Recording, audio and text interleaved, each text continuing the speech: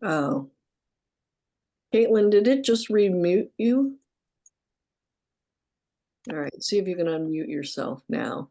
No, I There you go. typically mute myself when I'm not talking just in case there's background noise. Okay, okay, go ahead then. Just a habit. Just so, right, as long as when you're ready to speak, you're on.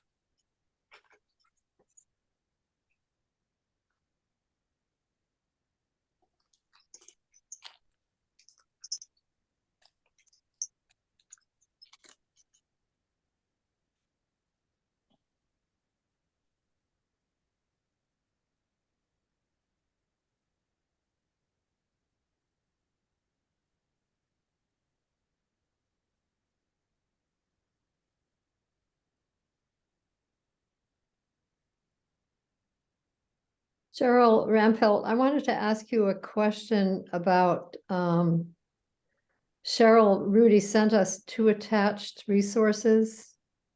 And we said we would share that with the participants. Can you do that? Do you know how to do that?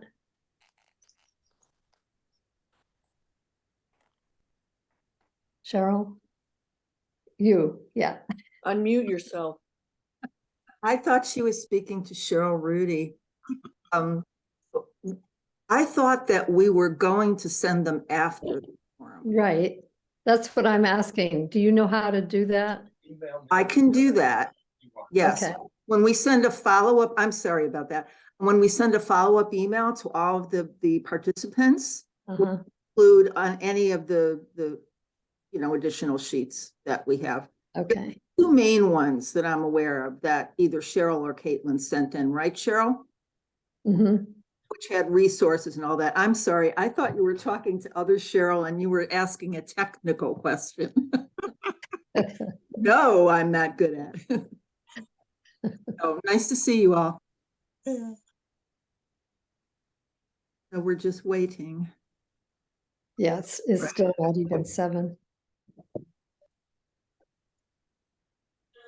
I'll be right back.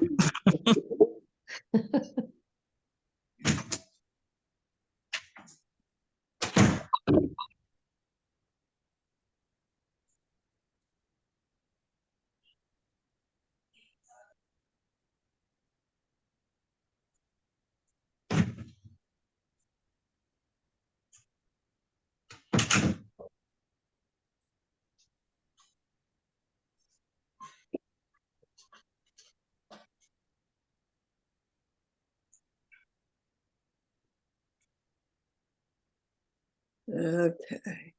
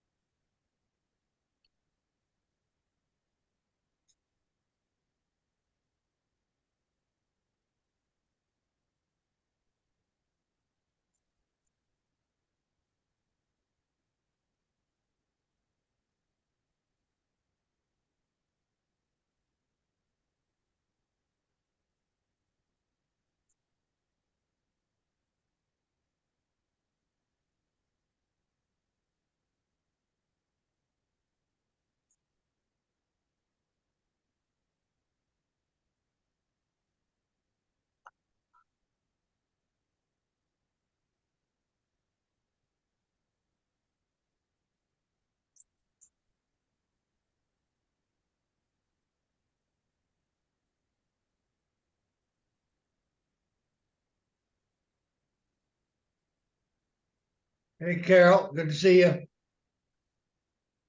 Good to see you. Liz? Hi, Jim. Are you living in Oakland now? Yes, I am. Great.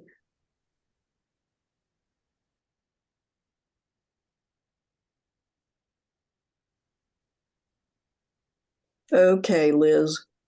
Whoop. Liz, we're at 25 people and there's one more asking to get in. And it's 7 o'clock. Do you want to wait a few more minutes? Yeah, let's wait 1 minute. Okay.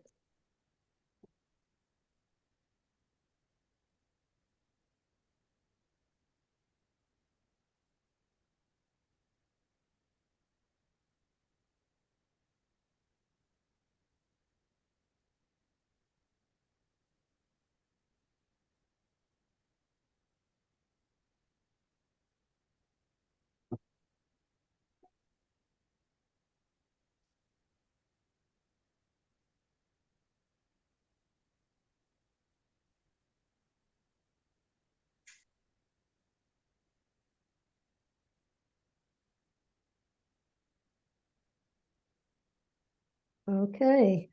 All right. Take it Um, away. Hello. Okay. My name is Liz Perkins. I'm a member of the Unitarian Universalist Church of the North Hills. I'm pleased to present this forum tonight in collaboration with our partners, St. Brendan's Episcopal Church and Trinity Lutheran of Wexford. We three congregations present forums approximately 4 times a year on topics that we hope will help educate citizens and promote justice. Before I introduce our speakers, I want to let you know that they will speak for approximately 50 minutes, and then we will have time for questions. So please write your questions into the chat as we go along, and I will ask them for you at the end. The audience will be muted and the session will be recorded. We will send a follow-up email to everyone that will include a list of all the resources that are going to be mentioned in tonight's talk. And you will also be able to access a link to the recording of the session by going to the website of one of our 3 congregations. That would be St. Brendan's, Trinity Wexford, or UUCNH. So now I'm pleased to introduce our speakers, Ms. Cheryl Rudy. She is an awareness and prevention team member of Living in Liberty. Living in Liberty was founded in 2012 to serve women exiting from a life of sex trafficking. This resource is located in the North Hills. Also tonight, we have Ms. Caitlin Viock, who is chair of the Beaver County Anti-Human Trafficking Coalition. And Caitlin is also the Medical Advocacy Community Education Specialist of the Women's Center of Beaver County. Welcome, Cheryl and Caitlin. Thank you very much. We're Caitlin and I are going to be tag teaming a bit this evening. And Caitlin is controlling our PowerPoint, which feel free to go ahead and put up anytime.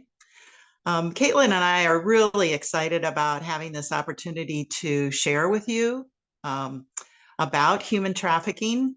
And we have combined, we frequently go around the community and providing educational programs like this. And we've pretty much combined our presentations. So you'll see that we'll both be interacting together as we present this to you. I do want to caution you that some of the information that you're going to be hearing is difficult information. It's hard to hear what other human beings are willing to do to another human being. And so I'd like you to just be aware of your reaction to some of the information that you're hearing. Please pay attention to it. If you feel overwhelmed, take a break, get up, walk around. This session is being recorded. If you want to go back and see something that you missed, you'll be able to do that. So I just want you to make sure to take care of yourself. That's really important here. Also, as it was mentioned, just put your questions in the chat box and we'll be happy to answer any of those as we go along. So what we hope to cover this evening is just to start out with some of the basics and talk about what is human trafficking and how humans are exploited, who are the traffickers, who are the victims, how does this happen, talk a little bit about demand and some of the contributing factors that play into human trafficking. I'll also talk about trafficking later in life, which is something that has really not been in the headlines at all. And then focus a little on federal and local laws, a couple of cases, and then how can you help? What can you do? And there are a whole variety of those kind of things that can be done. Next slide.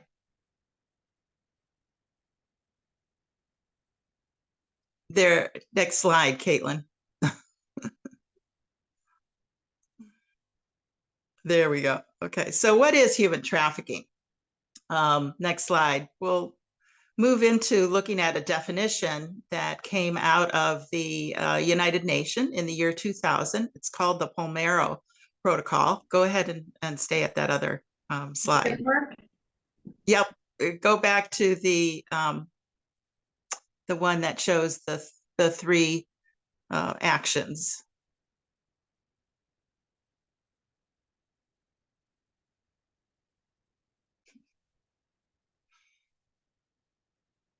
Caitlin, you can go to the next one. It's not moving. Sure. I'm sorry, I've advanced my slide, but I'm not sure if it's showing up on your end. I have the AMP model. Okay. It's not showing up on mine. Sorry. Maybe. There we go. Yes. Is it not showing on your end? That's good. All right. So this is called the AMP model. And now we don't have the PowerPoint at all. The AMP model was created at the United Nations, and it has been adopted by the majority of countries around the world. It's used to define human trafficking, what would encompass that, to identify victims, to create laws, and is really the basic definition. And in order for something to be called human trafficking, it needs to have three components. One is some sort of action that someone does, such as transporting or harboring or inducing, or in the cases of sex trafficking, it might be advertising or soliciting, some type of action that is done by a means of force, fraud, or coercion for the purpose of someone to profit off of that individual. And the most common two forms are commercial sexual exploitation and labor and services exploitation. Next slide. There are multiple ways that this appears in our society. We believe that labor trafficking is probably the most common form, and you can see those in situations such as bonded labor, involuntary domestic servitude, and debt bondage.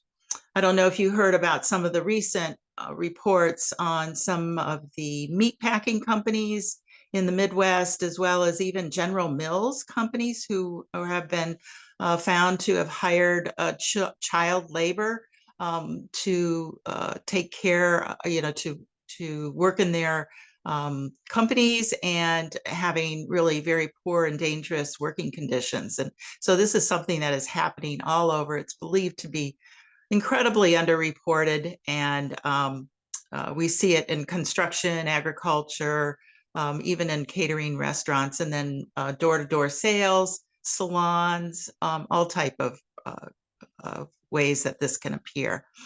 You can also see it as state-imposed type of forced labor, such as child soldiers or prisoner labor, and then street begging.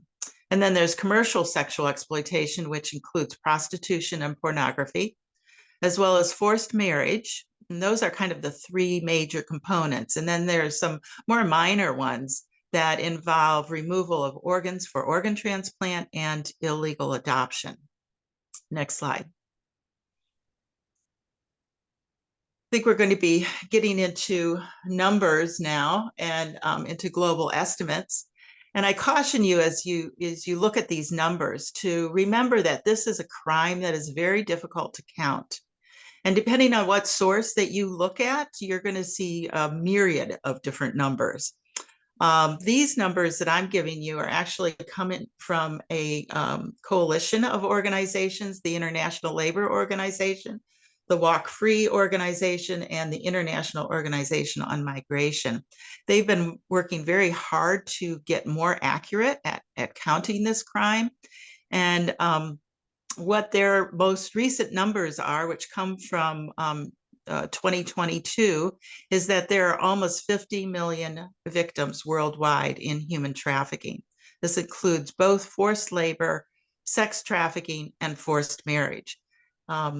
The illegal adoption and organ transplant victims are not included in this particular count. But what we're talking about here is about 1 out of every 150 persons in the world is a victim of modern slavery. And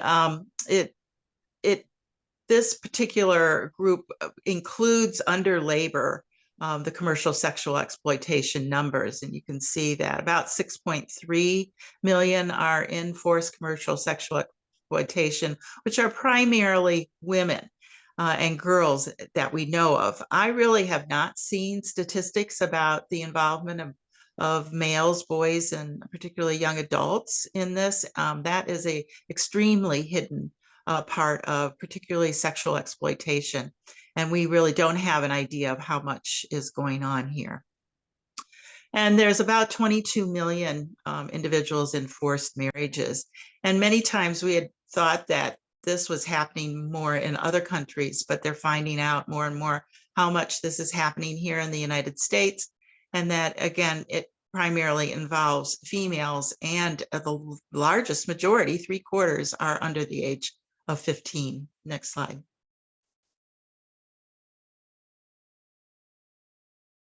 So a lot of people believe that human trafficking happens only overseas. And I usually share the story about how I was planning a trip with my minor in studies to Africa. And my dad was very concerned about me traveling overseas for this internship, for this mission trip project. And I had to laugh because for a period of time, he believed that if I left the country, I would be abducted.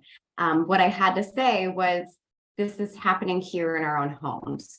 These are happening in our hometowns. So we look at the data, especially collected by the Polaris Project, tracking reports of human trafficking in every single state across the United States. But it looks very different from what we may see in other countries. It even could look different in rural areas compared to inner cities. So we'll look at some of those dynamics today, but knowing that it does happen here. These are the 25 different types of trafficking. I know Cheryl just kind of touched upon this, but it goes into that long list of the different types of trafficking that could be happening in the United States, what those look like. And I point out things like carnivals, things that I had never even considered to be part of that, and things that were shocking to me to find out this information. So another source for statistics that particularly focuses here in the United States is the National Human Trafficking Hotline. This hotline is run by the Polaris Project and funded through Health and Human Services. And every year they put out a summary report on the number of calls that they get and the cases that have been identified from those calls. And in the year 2021, they received over 51,000 contacts, of which 26% were from victims themselves, which is what we've been seeing is that percentage has been increasing more and more every year. And that's very exciting. It means that this number is being publicized and people are becoming aware of it. I would encourage that you put it in your telephone, that you would have it. It is on one of the handouts that you'll be receiving after this presentation. So I would encourage you to include that in your phone. The cases that were identified in 2021 out of those contacts were over 7,000. Of which the majority were sex trafficking cases. And we have always seen that since this hotline's been in existence since 2007. And the cases in Pennsylvania were about 170, of which the majority were adults, but about a third were minor children. Next slide. This is a map that they put out also. I'm a very visual learner and I like things that I can see here. And this shows where these cases came from. The areas that are highlighted in red are the cases that are most concentrated. You can actually pick out some patterns. There's definitely that coastal pattern up there in the Northeast that runs from Maine down into the Virginias. And then also even extending down into Florida along the Gulf Coast, and then up along the West Coast. But I'd also like you to pay attention to that blob that's kind of there in that north central area that extends from about Chicago into Western Pennsylvania. And we are also currently living in an area where it is very active. And we'll be talking about some of those reasons. The state that this center gets the most calls from is California. Number 2 is Texas. Number 3 is Florida. Number 4 is New York. Michigan has been thrown in there recently. And Ohio is number 5, I believe. We're about number 9. So, you know, both, it seems to be happening in Pennsylvania, mostly at the 2 ends of the state, north, east and west. Next slide.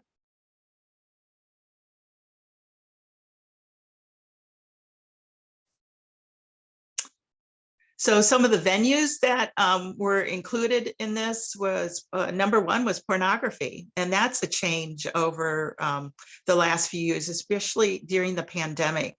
Pornography has really increased. Illicit massage and spa businesses is also very high. Hotel and motel based venues where, you know, individuals are advertised online and then they meet up at hotels and motels to provide the service. Then any kind of residence-based, which could be a brothel or some other type of location, street-based, escort or delivery types of services, and hostess and strip club-based, as well as truck stops and bar and clubs. Those are kind of ranked in priority as well. Next slide. All right, so when I first looked at this list or this map, I immediately thought that all of these red areas must be hubs for human trafficking, which is where it is happening most often. And we look at those blank areas on the map, and I think some of us, myself included, assume, well, that one's not lit up, so maybe it's not happening there. And I think that that's a pretty common thought that a lot of us have. There's an assumption almost that the more red we see, the bigger the hub. But in contrast, when we look at that map, when we see that red, What we are truly seeing is the number of concerned citizens. So that's all of you joining this today. That's people like you who are wanting to know more information and are wanting to do something out there. So what we know is that those red dots, yes, those are cases, those are potential cases, those are calls. Where it is blank doesn't mean it's not happening there. We just don't have a lot of people who know what to look for or are making those calls. So who are the traffickers? A lot of people believe the traffickers are that creepy guy in the bushes, the man with the white van, the person offering you candy, that stranger at Walmart's parking lot that is going to take you somewhere. But in reality, we know these traffickers. It is very rare that it is that stranger coming from the distance.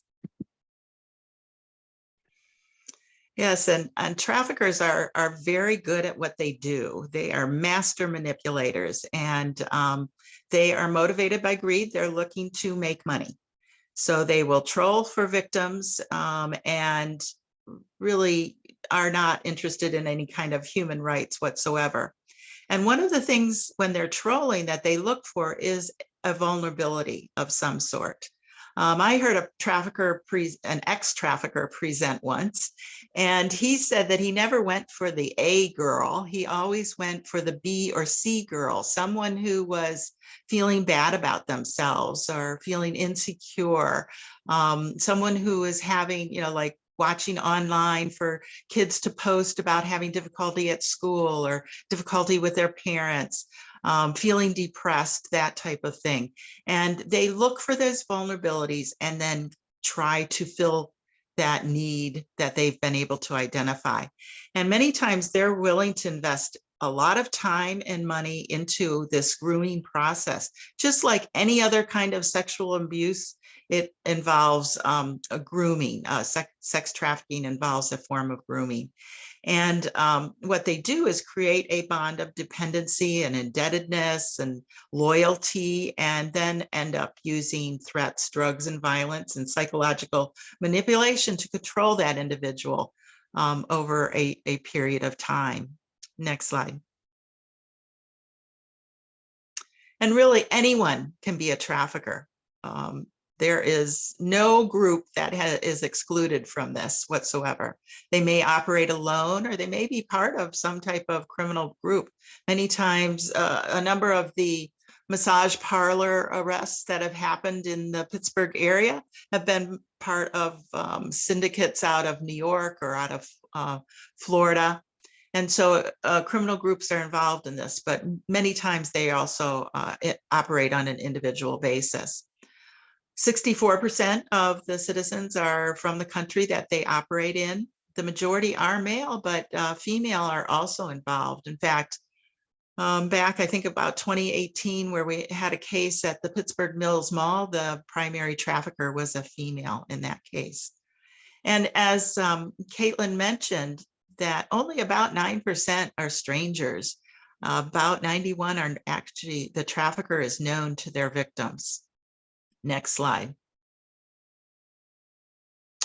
And this has really been pronounced with the pandemic, where now, I think these are numbers actually coming from 2020, that during that year, 42% of victims were brought into a trafficking situation by a member of their own family, and 39% were recruited via an intimate partner or a marriage proposition. So as Caitlin mentioned, these are individuals that know one another. It's not a stranger type of situation. Next slide.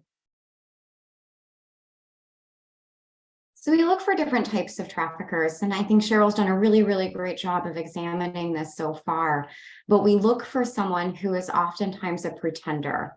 They're pretending to be a best friend. They're pretending to be your new parent. They're pretending to be your partner, when deep down in the back of their head, they know what that's going to result in, and they know what they're looking for.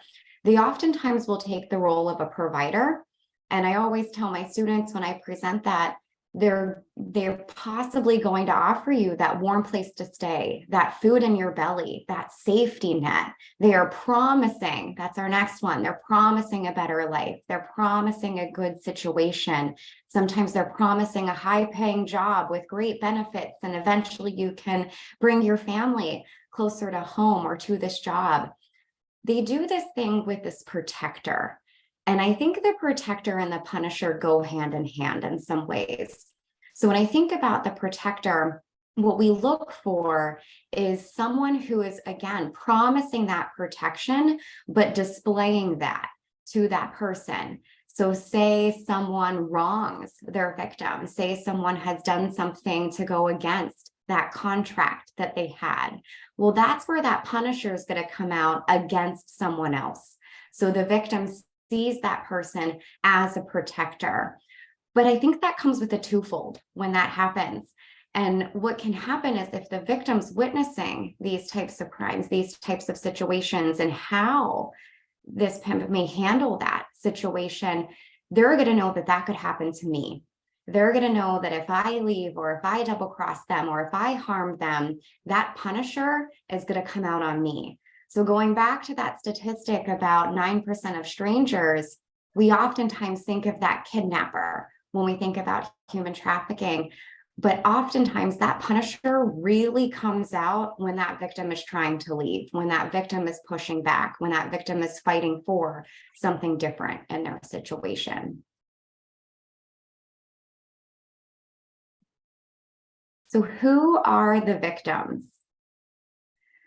A lot of people believe that only women and girls are victims of human trafficking.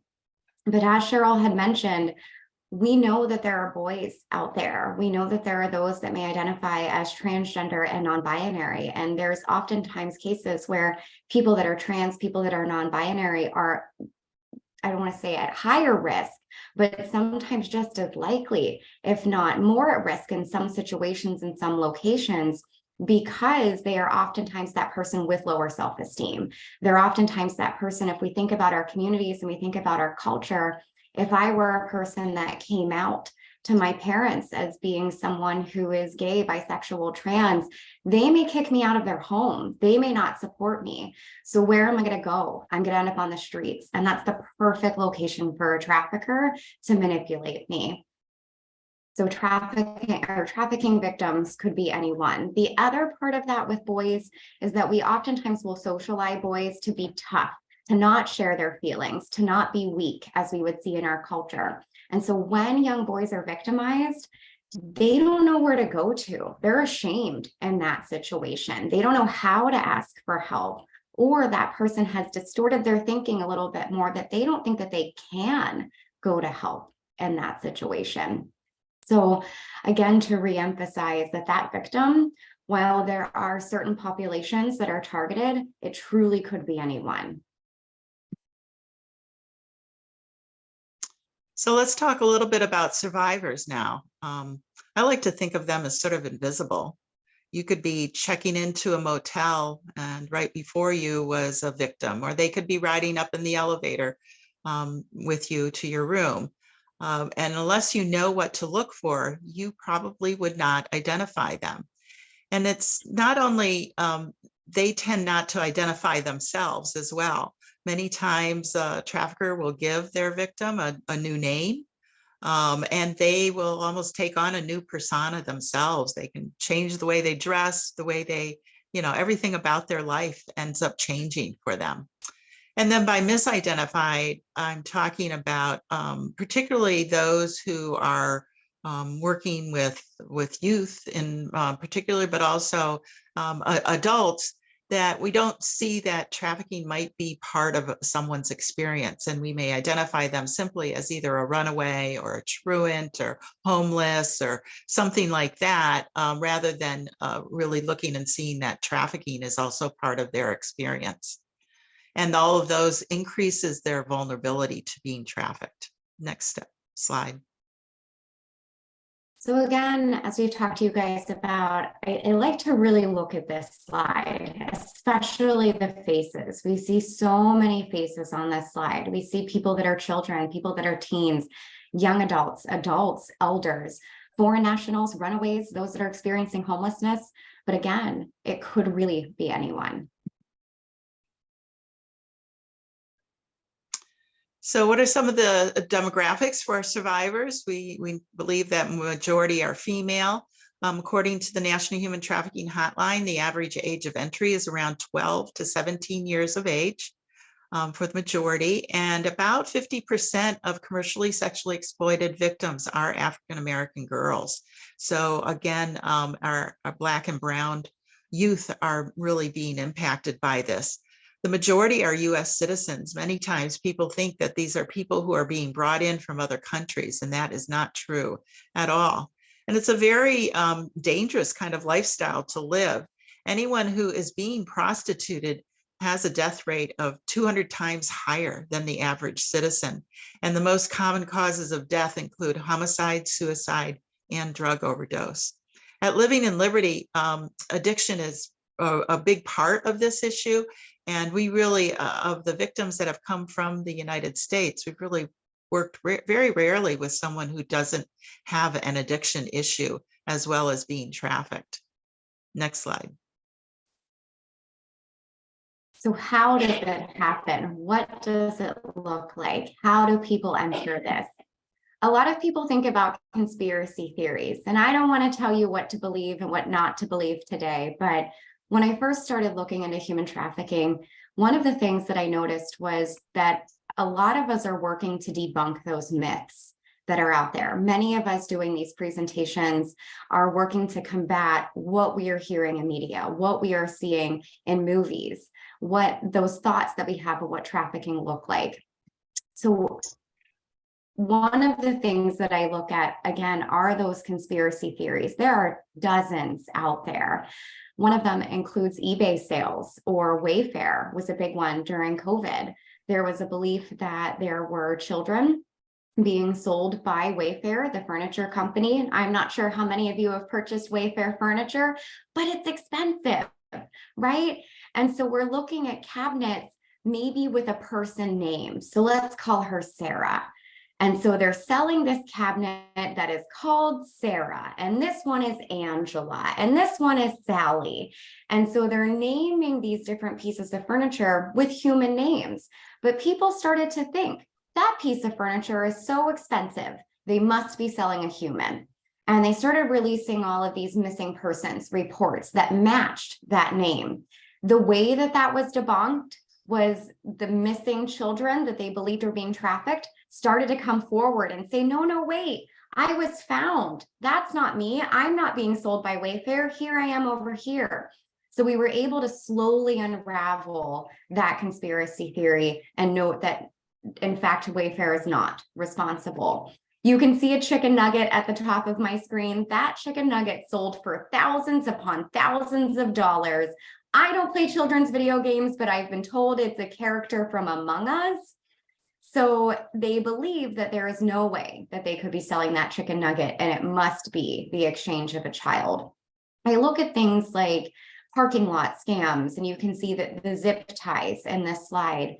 There's a lot of warnings out there, especially on social media, about if you see your zip tie or you see your car that is zip tied together, or a baby carrier left alone in the parking lot. I've heard things like $100 bills on the windshield, a cracked egg on the windshield, all of these different traps that are out there. And the idea behind it is that you will be so busy and distracted with this trap that that person's going to come out and take you. Below, you'll see tracking devices. This is actually a tracking device from a Victoria's Secret lingerie article of clothing. And there was a belief out there that Victoria's Secret was installing these in the lingerie so that they could later track people who bought those clothes, so that they would come and they would take them. And the last slide, or few examples you'll see, came about a lot during COVID, a little bit before, but especially the masks. There was a big movement coming about that if we put masks on our children, it will be easier for traffickers to take them and for us to not be able to identify them. And that was why we were masking children. It was somewhat related to the Pizzagate, which I won't go too far down that rabbit hole with you guys, but that was an idea that there were children being held in the basement of a pizza shop. Well, unfortunately, a man believed that conspiracy, showed up at the pizza shop with guns, and he was going to take down the owners and free the children. Law enforcement was called. They responded beautifully. When they arrived, they went to the said basement. The basement didn't exist. There was no basement in that situation. So I think what is really important is that some of these things do start with a grain of truth. Could people be taken if they are focused on their cars? Are traffic devices being used in some capacity of trafficking? Absolutely, those things do happen. I'm not telling you it never happens, but I do think that there are ways that our culture and ways that people want to be helpful, but manipulate that information. A lot of people believe that traffickers will kidnap kiddos and lock them away. They'll be taking that person to a further location to keep them. And it does happen, but trafficking does not require a person to be transported. It can occur in someone's home. The victim may be able to come and go as they please. I've worked with children before in my career that have been trafficked. And when they were trafficked, they go to their extracurricular activities. They attended church on Sundays. They were active in the community. But on the side, the reality is that their parents were selling them out of their own home. So what are some of the recruitment tactics that traffickers use? You heard about the whole boyfriending already, kind of the romance, the trafficker who tries to get their victim to fall in love with them and be loyal to them, and then manipulate them into doing their bidding. Also, just by making friends with them, and Caitlin has mentioned that as well. This happens particularly with boys online. Who are playing games a lot. They may have a trafficker befriend them on games, pay for moving up into higher levels, and advancing in the game. Also, will offer drugs. Drug addiction or drug trafficking and sex trafficking tend to go hand in hand here in the United States. And both offering drugs to someone to get them to prostitute for them is one way, but also drugs are used as a way to control the victims in addition. So they really work to try to get their victims addicted so that they can keep them drug sick and make them do what they want them to do to get more drugs. False job opportunities, particularly things like modeling jobs or dancing jobs, that type of thing, door-to-door sales, that will is one of the recruitment tactics. They like to create an indebtedness, may even offer to loan money or credit cards. A common tactic for women who are currently imprisoned right now is for traffickers to put money on their accounts and start establishing relationships with the women while they are incarcerated. And then they are there to pick them up once they are released. Many times these women don't have someone to come and get them. And they will then be indebted to them because of all the money that they've given them while they've been in prison, and will do their bidding. And really, abduction accounts for only about 3% of all cases of sex trafficking, particularly. Next slide. So here are some of the vulnerabilities that are probably the top 5. This, I think, was from the 2020 statistics out of the hotline. Substance abuse was number 1. Runaway and homeless youth were number 2. Unstable housing of any sort, mental health concerns, and recent migration or relocation were all the top vulnerabilities. And so traffickers will look for this in an individual. They know where runaway and homeless youth go, and they know what they need. They need a place to stay. They need food to eat. They will offer that to them and use that as a way to manipulate them and coerce them into acting for them. Next slide. And over the past 10 years of which I've been doing these kind of presentations, we've seen the online recruitment just increase over that time. And the pandemic has just continued kind of to have online recruitment take a big jump. And what they noticed in 2020, that there was 125% increase of recruitment on Facebook, 95% increase on Instagram. And these are only two of the many ways on the internet or apps or on their phones that traffickers will use to recruit. And one of the things that we've done here in our society is handed our youth these telephones that open them up to the world. They get to access the world, but the world gets to access them as well. And there's really not been any kind of safety included in that. And parents get stuck with trying to monitor what is happening on with the children online and on their phones. And it's a very difficult task. And it's something that we really need to be addressing in this society. Next slide. So some people will ask, well, don't these girls want to be there?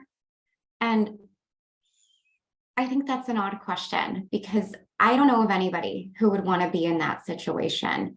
Sometimes we think about things like prostitution, and there's differences with prostitution and human trafficking. They are two very different worlds of their own. But we even have to wonder, in those situations, is choice really a matter? Is this person waking up every day and saying, I want to be a prostitute. This is what I want to do with my life. Oftentimes, those of us who are forced into this type of situation, it's the last chance that they have. It's something that they're not sure sometimes where else to go. So anybody who is entering prostitution or human trafficking, they may appear willing in that situation, but at the end of the day, it is not their choice. And trafficking is very, very profitable. It is thought to bring in approximately $150 billion worldwide by the International Labor Organization. And that makes it the world's second largest illegal market. And second only to drug trafficking. When I first started giving these presentations, it was number 3, and arms trafficking was number 2. And so over the past 8 to 10 years, human trafficking has overtaken arms trafficking. Next slide. Let's talk a little bit about demand, because this really is a demand-driven business. And this is a quote from Shared Hope International that says, if we were able to arrest every pimp or trafficker, or be able to rescue every victim, if we did all of this but left demand unchecked, this market will continue to operate. And so it's really becoming very evident that efforts need to be made towards addressing demand, and not only just in arresting the traffickers and taking care of the victims. Next slide. So who has the demand? It's primarily middle-aged white males with disposable money. And demand for sex trafficking, particularly in youth, is very big. There's an organization here in Pittsburgh that produces a software that is used by law enforcement to identify youth who are being advertised online. And they actually put an advertisement in the Pittsburgh area for a youth, just to see what type of demand there was.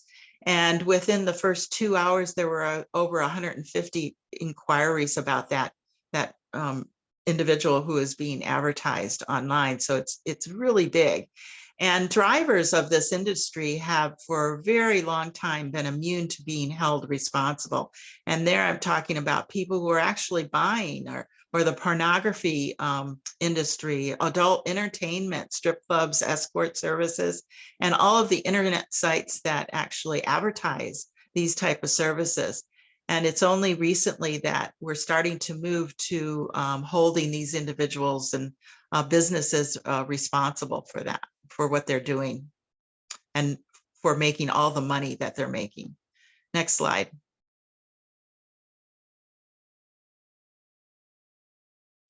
So what are some of the contributing factors to the increasing numbers?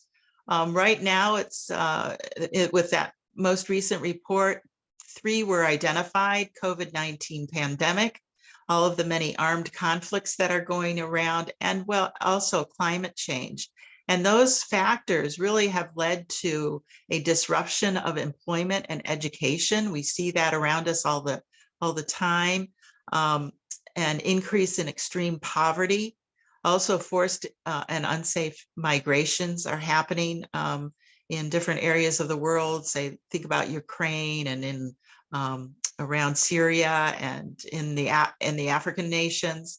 And then also a big upsurge in gender-based violence. All of this really contributes to an increase in human trafficking happening worldwide. Next slide. So additional factors include also there's an increased demand. And it's really believed that all of the online pornography that is out there has increased demand and is one of the gateways into becoming a buyer of sex. And so also there's a big demand for cheap products, particularly in the labor industry. And so that increases looking for cheaper and cheaper labor. And then provision of sexual services, as just the demand for that is greatly increased.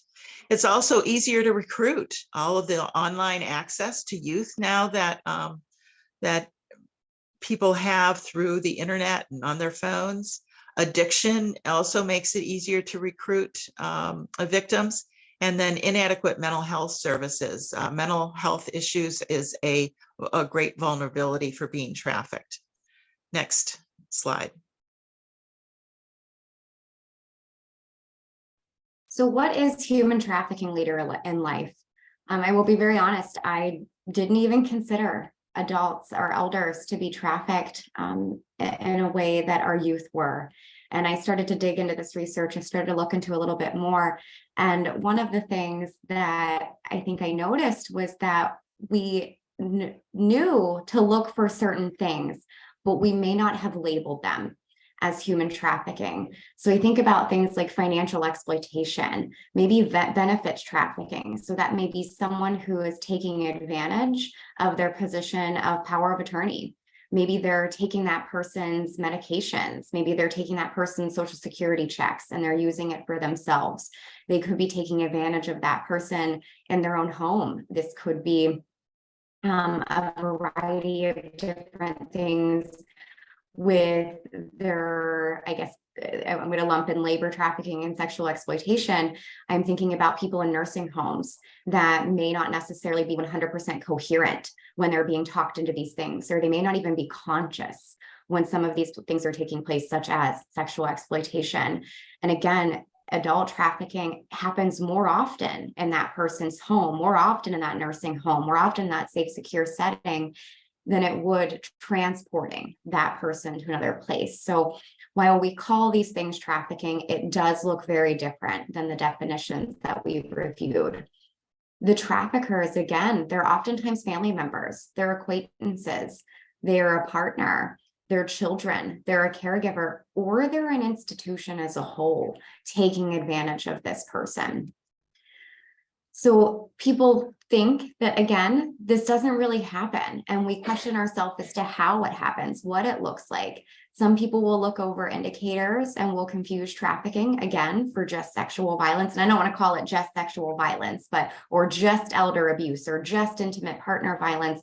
But we look at those things and we kind of put our blinders on and we're not labeling it as that of human trafficking. Ageism is a huge factor into why this is something that we don't think about. We don't like to think about older adults being capable or even interested in having sex. We also blame older people for getting themselves into this situation. And that causes a lot of people to not come forward when they're being manipulated and not report those things. The FBI did look into this and they did their own tracking of it and only identified 12 cases in almost 1,600 cases of labor trafficking, looking for people over 60. So again, I think those biases, those, I don't want to say incorrect definitions, but those misperceptions of what those things look like are accounting for the fact that those cases are just not reported. So our primary law that we have here in the United States is called the Trafficking Victims Protection Act. It was originally passed in the year 2000 and periodically gets updated and reauthorized. The most recent was in 2018. And this is the law that really addresses the definitions, the enforcement tools, and then any kind of government or corporate accountability. Provides the funding for services and as well as prevention activities. And then a more recent law is the FOSTA-SESTA law. This was a really important one that was signed in, 2018. It was primarily to address some of the website accountability issues for, because they were hiding behind, I get a drink here. They were hiding behind a outdated 1972 law that allowed them to not be held responsible for what was being advertised on their website. And so this increased their accountability, but it also permitted civil lawsuits to be filed by victims. And this is really important because it's another alternative for victims to get justice. The criminal prosecutions can take a very long time, and they have to, the criteria for getting someone to be identified as guilty is very high. And civil lawsuits don't have the same criteria. And also victims will get money in civil lawsuits. Again, it hits these traffickers, it hits hotels and motels who have been profiting off of this as a way to, get back to their income. And that has a great impact when you start hitting somebody where their money is. Next slide.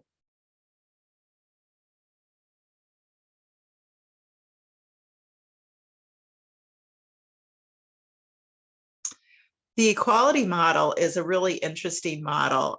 If you've heard about several states that have bills that have been put into place to decriminalize prostitution, most of the time those bills decriminalize everything involved with prostitution, not only the one who's being prostituted, but also the buyer, the brothel owner, anybody who is associated, the trafficker, anything. It would just totally decriminalize everything. And what the equality model takes a little different perspective in that it seeks to decriminalize those who are being prostituted, but still holds accountable those who are the traffickers, the brothel owners, and the buyers. And this is really important. This idea actually came out of the Scandinavian countries who passed these laws and saw a really big impact on the amount of trafficking that was happening. And what they really focus on then, instead of prosecuting those who are being exploited, is to help them, provide them services and help them to rebuild their lives so that they can move on to another way to support themselves. And this model really can be used for federal and state laws. And so most individuals who are working in this area really try to encourage lawmakers to use this kind of model in making laws. Next slide. In Pennsylvania, our law is the Anti-Human Trafficking Law, Act 105. It was originally passed in 2014. Think about that. That's less than 10 years ago, which is, I find, amazing. Prior to that, we really had very poor laws. Sex trafficking was not even included in the definition of human trafficking. And it does now include both labor and sex trafficking. And minors are not required to identify a force, fraud, or coercion, which is really important. And that's really true across the United States. However, for many, many years, minor victims were still being arrested for prostitution and carrying those kind of criminal penalties on their record. And also in the state of Pennsylvania, the selling of minors for sex is defined as child abuse.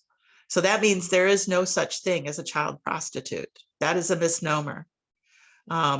They are actually being sexually abused, and therefore they really should not ever be arrested for prostitution. They should be, provided services and connected with, their need, people who will meet their needs and not be given criminal records for that. Next slide. The Shared Hope International grades states throughout the United States for their laws related to particularly sexual exploitation of minors. And you can see in Pennsylvania, our grade currently is D. We've done really well with criminal provisions and tools for victim-centered criminal justice response, but where we have really fallen short is in identification and response to victims and continuum of care, and then in prevention and training, of which is really, really important. I think to inform and teach the public, particularly youth, about what is happening to them, and we're not doing a very good job of at all. So if you have connections with state legislators, I would really encourage you to have a conversation about some of these needs that we have here in the United States, and particularly in the state of Pennsylvania. And hopefully we'll see in the near future some improvement in some of these areas. Next slide. So does it happen in Pittsburgh? Oh, my screen is frozen. There we go.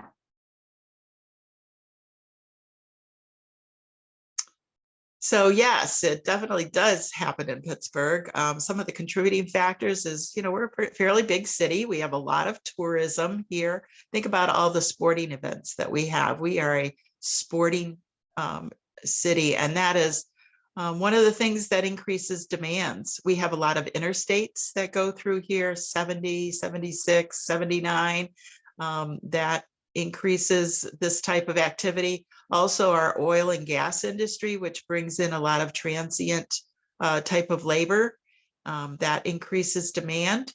And then there's a fair amount of illegal drug activity in our proximity to New York and Ohio, really impacts that. And really, prior to 2005, Pittsburgh had no reported human trafficking cases. So this is something that has been fairly recent. Now the FBI Bureau here in Pittsburgh has a task force that is totally dedicated to human trafficking. They have 2 victims advocates, and they are kept busy. So we are much more, that's much more in our radar in this area now. There are also throughout the Western Pennsylvania area numerous anti-trafficking coalitions, of which Caitlin is the lead for, the Beaver County one. And there are also numerous anti-trafficking nonprofit organizations throughout the Western Pennsylvania area that give you, if this is something that really touches your heart and you feel like you want to do something to get involved with it, there are many, many opportunities for you to do that. So that's very exciting. I find that very hopeful as well, that there are so many people fighting this issue in our area. Next slide. So this is a case that we had here in the Pittsburgh area. This man and woman who were originally from Pittsburgh were arrested in Harrisburg on Interstate 81. And it was really interesting because the state trooper who pulled over this vehicle had actually just attended a human trafficking training. And he noticed there were 4 teenage girls back in the back of this vehicle. And he was able to separate them and get a story that they were both runaways from Canton and Akron, Ohio. And they were being forced to work as prostitutes throughout Pennsylvania and Ohio, but mostly in the Pittsburgh area. And Carrie Day, Robert Middlebrook were the 2 individuals from the Pittsburgh area who pled guilty for this. Carrie Day was really was, found guilty or pled guilty to being involved with trafficking. She was primarily the individual who was taking care of them, teaching them, training them. And that is a common position. Sometimes it's called the bottom girl, where actually it's kind of like working up the career ladder in a trafficking situation where they become the caretaker rather than having to actually be doing the work. But she still was prosecuted for that role that she played. Next slide.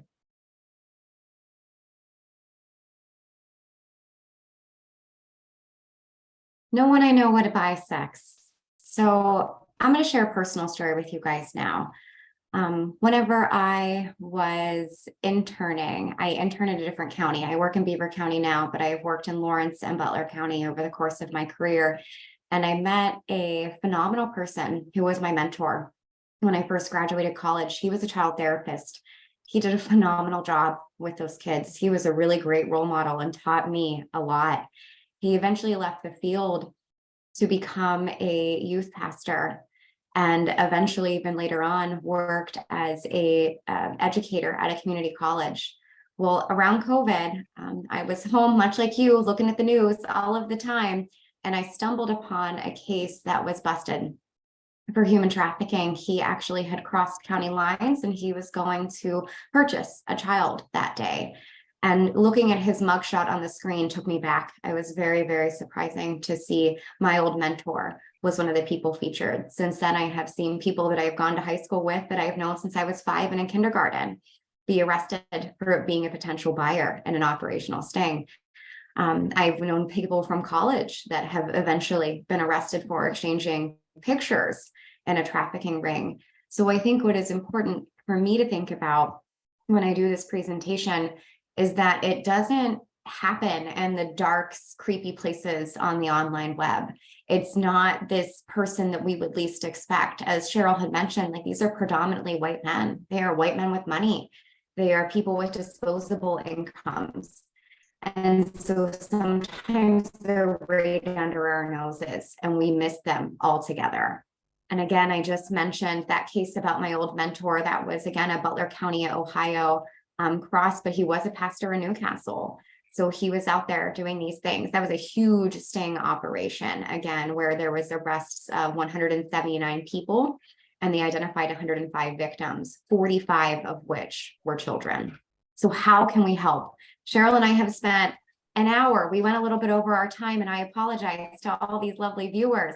But I think the real meat and potatoes, the real reason why you all are here is because you want to do something about this. You want to know what to do, how to respond in that situation. And that's hopefully what we are gearing towards leaving you with today, that little bit of hope that you can make a difference.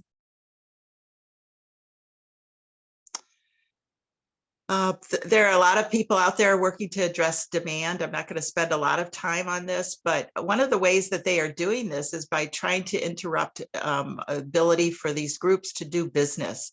There was this NCOSE, NCOSE, that actually convinced Visa and MasterCard to stop paying for memberships to Pornhub.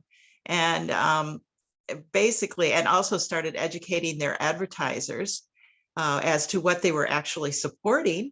And now Pornhub is basically defunct and is not in operation much at all. So just by many times attacking where the money is coming from can be a good effort to impact. Next slide.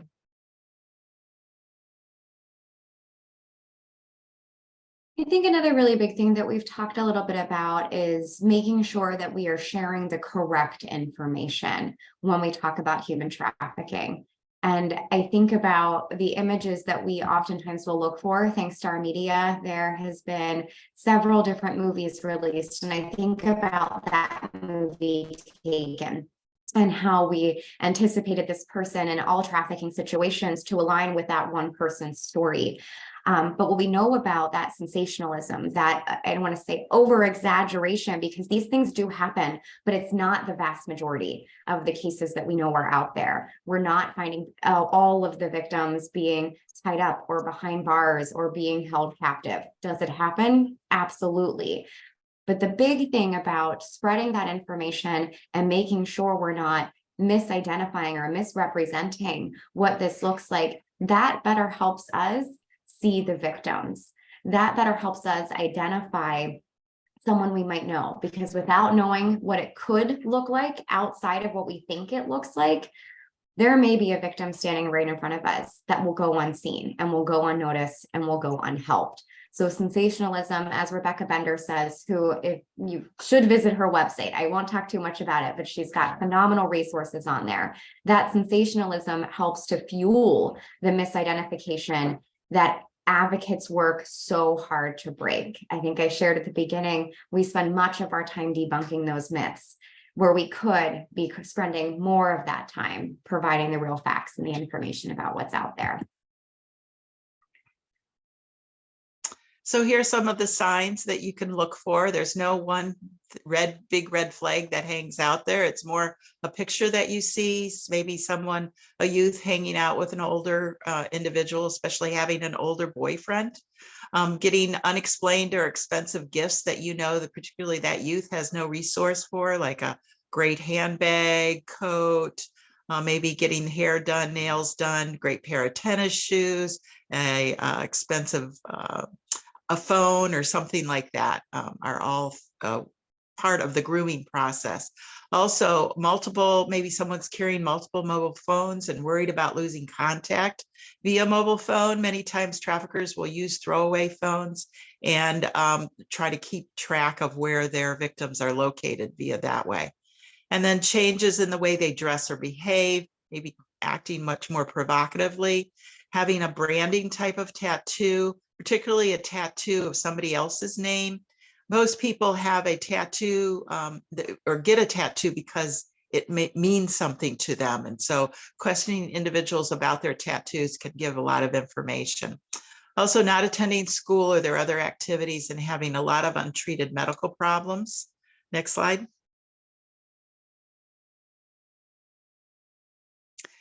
Maybe they're going to hotels or unusual locations to meet up with people, places that particularly youth don't go frequently. They may be getting in and out of cars driven by unknown adults.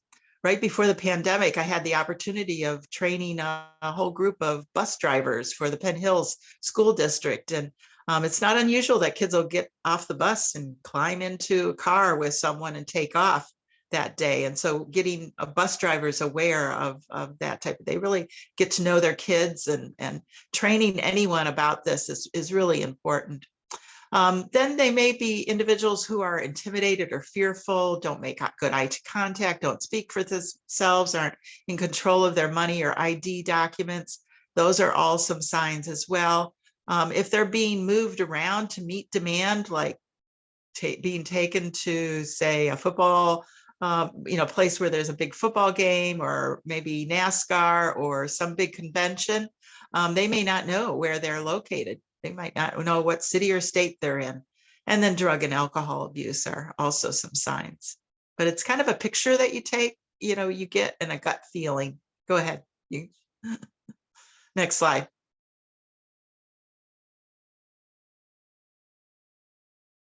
All right, friends. So now I'm going to be humble for a minute. I think humility is really important in this work, because I don't think that any one of us can look at this information and feel 100% confident that we're going to get it right every time I go out there. And I say that because I have attended many of these trainings. I have seen a lot of information about human trafficking, but I will tell you, whenever I was fresh out of college, bright-eyed, bushy-tailed, ready to change the world, I had a supervisor in one of the shelters I was working at that said, "I think that's a victim of human trafficking. You know the most about this. Go talk to them." I was 22 years old and I had not an ounce of knowledge of how to have that conversation. But what I did know was the tattoos.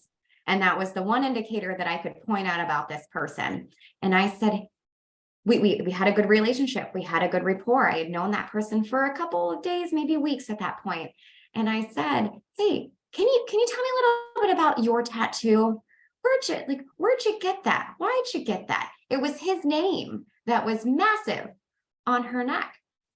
And her response was, oh, he wanted me to get it. It's his nickname. He got mine too in a different place on his body.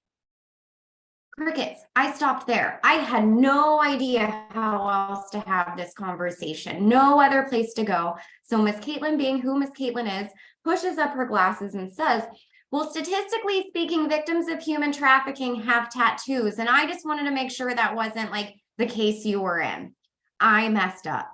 And so I tell you that story to let you know it's okay if you mess up. I don't want you to feel that gut-wrenching punch in your stomach and feel like I just said the wrong thing.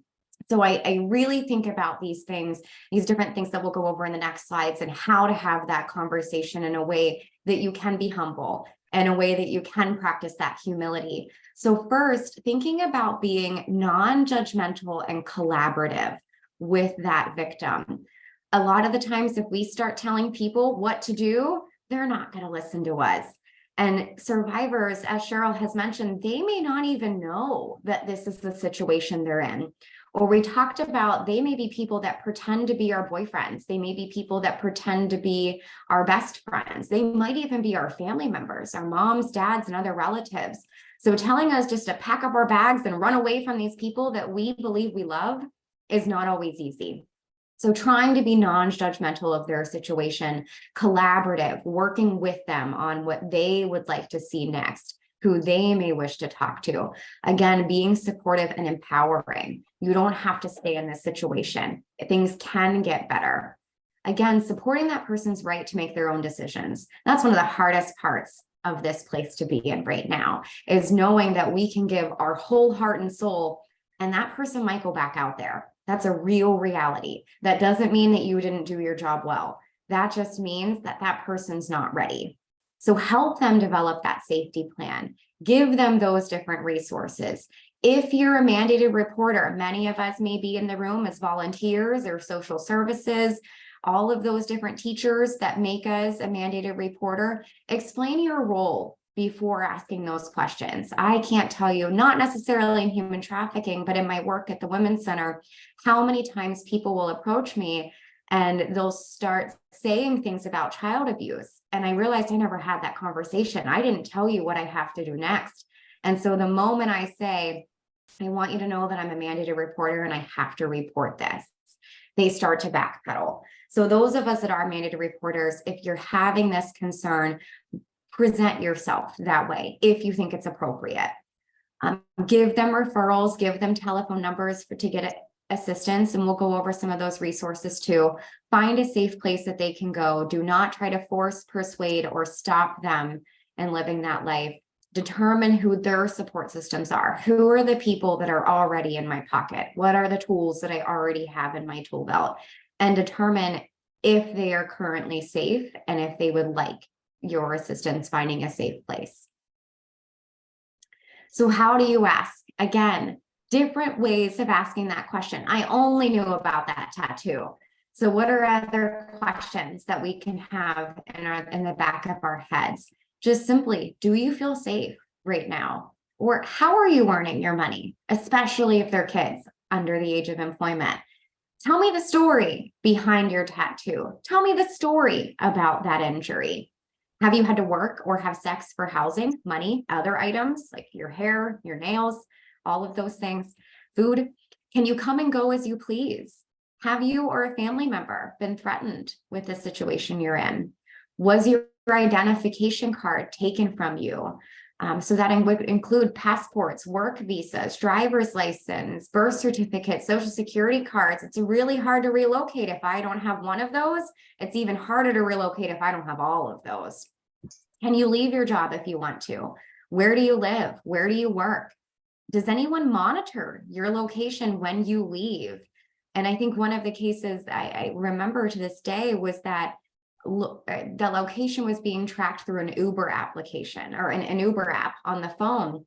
The Uber driver had actually caught it and had noticed when the victim became upset, their pimp had called and had said, where are you? Why are you stopping at that 7-Eleven? And they also contacted the Uber driver, and the Uber driver put up that red flag and said, something's not right here.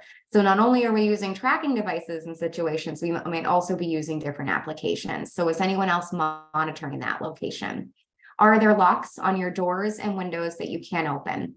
What I think is really important about these questions in the red flags that we've looked at so far is just because you're not seeing these things, if someone says, no, there's no windows or doors that I can't open, or this is just a tattoo that we got. If it doesn't fit into that box, keep digging. There may be other clues. There may be other indicators that we may not necessarily think of right away. So what do you do if you identify a potential victim? I told you I get that gut punch feeling in my stomach, and I have to think about, oh, what is next? What's the way to approach this? Where do I go from here? Well, when you do report, you just have to report what you're suspicious, and you can call a hotline. We'll be listing some different things, that places that you can call, but you really don't have to overthink it. You don't have to, you're not responsible for interpreting what you saw, just for reporting it. And when you do report, just give as many identifying details as possible about what made you suspect this situation. What was it about the trafficker or the victim, how they acted, what they did, what they said? Any of that kind of information can be real helpful. Don't expect to see something happen immediately too if you report. Many times it takes a lot in order for law enforcement to get, say, a warrant to be able to go and raid a particular location. So, and you never know how many other people called about that similar kind of situation. So please still report, and that's all that you're responsible for. Then law enforcement is responsible to take over after that. Next slide.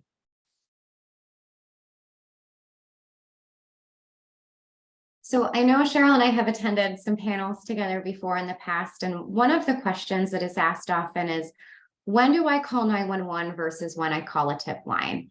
And I think Cheryl explained this really well in her last slide, that she talked about what to report. If I have little bits of information of that suspicion, that may be when I want to contact that tip line. If something is happening right in front of me and I have concerns, I may want to call 911. Not to say that one is better than the other, but one might get there a little bit faster in that situation. So if you're having those concerns, if you're having those suspicions and it's happening right in front of you, we do encourage a contact to 911 in immediate danger if that person's in need of immediate safety. Again, we did touch a little bit about elder abuse and elder trafficking in this presentation. There is a Pennsylvania Department of Aging. So if you're having concerns, you do not have to know this in fact is happening and I have all of this information to back it up. You don't have to know that. Simply reporting the concerns, what you are seeing is simply enough. If you have that identifiable person and you know one way to find them, contacting the Office on Aging, contacting Childline. You do not have to be a mandated reporter to report to Childline. Anyone can report to Childline. So if you're having concerns about a child in your community, a child in your programs, a child in a sport that you see, or the neighbor down the road, as long as you know the first name and last name of that child, or you know where to find them, maybe it's Bobby who lives next door. I don't know Bobby's last name, but the police will know where to find him. CYS will know where to find him and how to, I'm sorry, CYF in Pittsburgh will know where to find him and how to provide that person support. So again, these are really great places that you can report to if you know a little bit about what's happening, or if there's an immediate concern, contacting 911.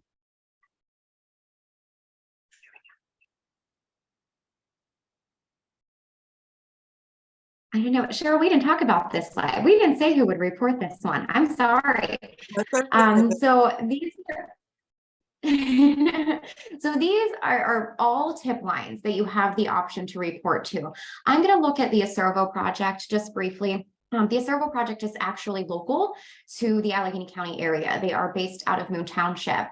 So they are primarily an operations unit. They do have some emergency shelters and different types of services for victims and survivors that are fleeing or have fled from human trafficking, but they do have a pretty extensive operations unit. So if you're having those concerns, again, they are local. So not only can they investigate online situations, but they would be able to investigate a little bit more in person if needed. Cheryl, do you want to present on Polaris and the Blue campaign? Yeah, the Polaris one is the National Human Trafficking Hotline. And even if you would call 911, I would encourage you also to call Polaris, because they're the ones who are keeping our numbers right now. And in order for us to get accurate numbers, I think it's really important to include them. So don't feel like you can only call one of these locations. The Blue campaign is fairly similar. I think they work very much hand in hand with the Polaris project, and the Blue campaign is our Homeland Security operation focused on human trafficking. And then there's the National Center for Missing and Exploited Children, and that's a good one to report cyber contact for if someone is contacting children by texting or on the internet. That's a good place to report. I think too, the other thing to think about and pay attention to is that if you report to Polaris or the Blue campaign or any other of these tip lines that are offered, they do contact law enforcement. They do involve maybe the FBI or Homeland Security. If you're reporting to one or the other, they will reach out to those if they reach that level of immediate response level, or they have enough information, I should say, to be able to respond to that case. So that information will trickle to the right places. So again, I don't want you to think that Caitlin just wants us to call 911 or Caitlin just wants us to call Polaris. But as Cheryl said, if you call 911 and you're thinking, man, I still want to call Polaris, I still want to report those numbers, or what if they have information on this blue Chevy Cobalt with this license plate number already in their system and my local police doesn't? That, again, to echo what Cheryl said, that may add pieces to their story that may have been reported by other people in your local area or even across the United States. I get excited about this slide because these are the helpers, right? These are the people that are out there with boots on the ground, working with survivors. So if you guys can, I encourage you to screenshot this. I don't think that we included this as a list of resources. Did we, Cheryl? Did we include this as a list? No, we did not. So that may be something that we could send to your lovely hosts of this meeting. I can give you guys this contact information in a little bit easier way, or even just as slides. But this has some of the local agencies that are out there, particularly in your county, working to help survivors and victims that could be experiencing this. I will note just briefly, and I'll let Cheryl kind of explain Living in Liberty, but in Allegheny County, there is PAR. You'll see on this slide, Pittsburgh Action Against Rape. They are a sibling agency to the Women's Center of Beaver County. There is a couple of other domestic violence and sexual assault centers that are in Allegheny County that can support victims of human trafficking. So I mention this because in Beaver County, we do not have specific human trafficking resources. We only have the Women's Center. And so while for decades upon decades, we work specifically with domestic violence and sexual assault victims, we now are opening up our doors to provide those services to human trafficking victims. So if you live outside of Allegheny County, maybe you live in Washington County and you're not finding any specific human trafficking services there, look into those domestic violence and sexual assault agencies, because we are starting to work with victims and provide those services, the same services that we would provide to victims of domestic violence and sexual assault. All right, Cheryl, I'll pass the mic about Living in Liberty. Well, I'm going to let people look them up because we're running really behind. So let's move on. People can look up Living in Liberty, or we'd be happy to come back sometime and talk more. This is also a list of some of my favorite websites. You can screenshot this as well. These are really great resources. What we've been presenting to you is really only the tip of the iceberg of the information that's related to human trafficking. We also did not speak a lot about labor trafficking. Both Caitlin and I tend to focus on sex trafficking. So we've just given you a little bit of information, and there is a myriad more out there. So we encourage you to continue to learn if this is something that interests you. And we are really thankful for having this opportunity. Well, I want to say we are really grateful to you for bringing up this difficult topic that is really complicated. I might ask just one or two questions quickly for those who can stay on. Would you, how is the oil and gas industry involved in human trafficking? It's primarily from demand side of things. Brings in a lot of transient kind of workers into a location, and those often are the buyers.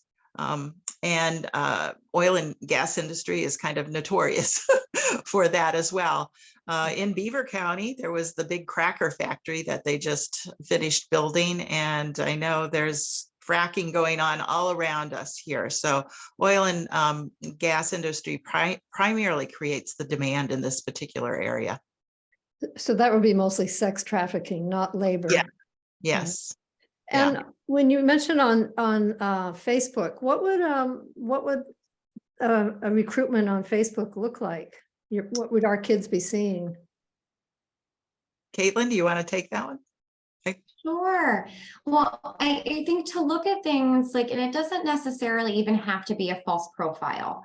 So a lot of us think about that person pretending to be someone younger. Absolutely, that does happen.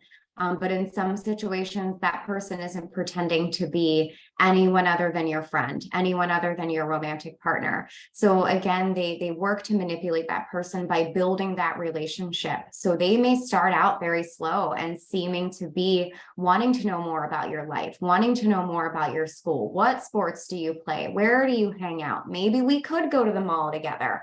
So they'll slowly build that relationship to make that person seem safe. And that is where we start to see that manipulation taking place. Do you want to meet up? How old are you?